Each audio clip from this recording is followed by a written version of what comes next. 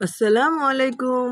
আজকে আমি রান্না করব সিম আলু আর টমেটো দিয়ে মজাদার নিরামিষ রান্না।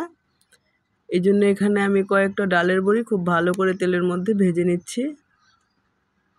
এটা লাল লাল করে ভেজে নিতে হবে।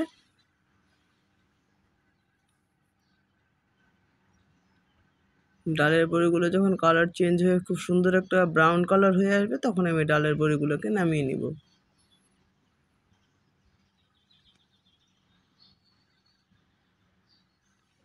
এই তো এই পর্যায়ে প্রতিটা ডালের বড়ির কালার আমার চেঞ্জ হয়ে গিয়েছে, আর প্রত্যেকটা খুব সুন্দরভাবে ভাজা হয়ে গিয়েছে। এখন আমি এটাকে একপাশে নামিয়ে রাখবো। আর এই পাশে আরেকটা কড়াইয়ের মধ্যে আমি তেল গরম করে এর মধ্যে দিয়ে নিয়েছি পেঁয়াজ কুচি।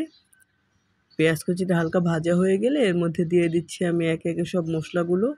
এখানে আমি প্রায় 2 চা চামচ পরিমাণ মরিচ গুঁড়া, 1 চা চামচ পরিমাণ হলুদ গুঁড়া, স্বাদ মতো দিয়ে নিচ্ছি আমি লবণ, আর আদা রসুন বাটা দিয়ে নিচ্ছি আমি প্রায় 1 চা চামচ পরিমাণ। এখন মশলাটা খুব ভালো করে আমি ভেজে নিচ্ছি। মশলাটা ভাজা হয়ে গেলে এর মধ্যে আমি পরিমাণ মতো পানি দিয়ে মশলাটাকে কষিয়ে নিব। মশলাটা খুব ভালো করে কষানো হয়ে গেলে এর মধ্যে আমি আগে থেকে কেটে রাখা সিম আর নতুন আলুগুলো দিয়ে নিচ্ছি। এখন এটা মশলার সাথে ভালো করে মিশাবো আমি।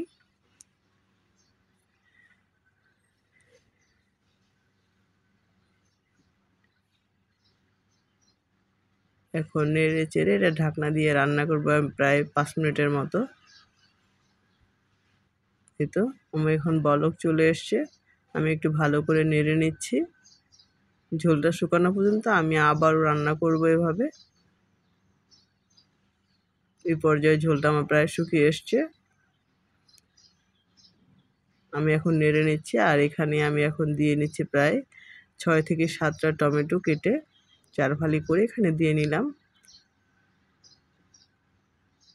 আর আগে থেকে যে ডালের বড়িগুলো ভেজে রেখেছিলাম সেগুলো আমি এখন এখানে দিয়ে নিব।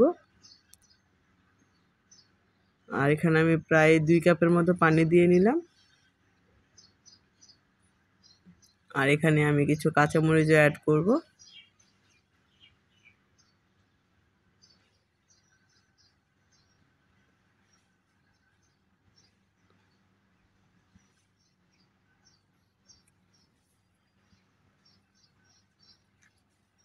কাঁচামরিচগুলো দিয়ে আমি একটু এখন এটাকে ঢেকে রান্না করব।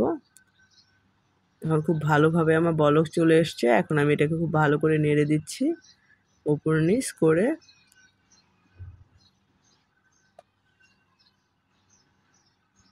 আর এই রান্নাটা একটু টক মিষ্টি, তো তাই সরি টক ঝাল, আর এই জন্য আমি সামান্য একটু চিনি দিয়ে নিলাম। এখানে প্রায় 1/2 চা চামচ মতো চিনি দিয়ে এর মধ্যে আমি কিছু ধনিয়া পাতা কুচি ছড়িয়ে নিলাম।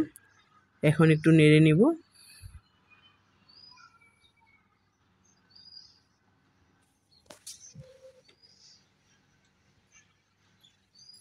নেড়ে নিয়ে প্রায় আমি 2 মিনিটের মতো রান্না করে এটাকে নামিয়ে নিব। আর নামিয়ে পরিবেশন করব মজাদার সিম আলুর নিরামিষ। এভাবে খেতে খুবই ভালো লাগে। এটা রুটি পরোটার সাথেও খেতে পারেন, আপনারা ভাত দিয়েও খেতে পারেন। আল্লাহ হাফেজ।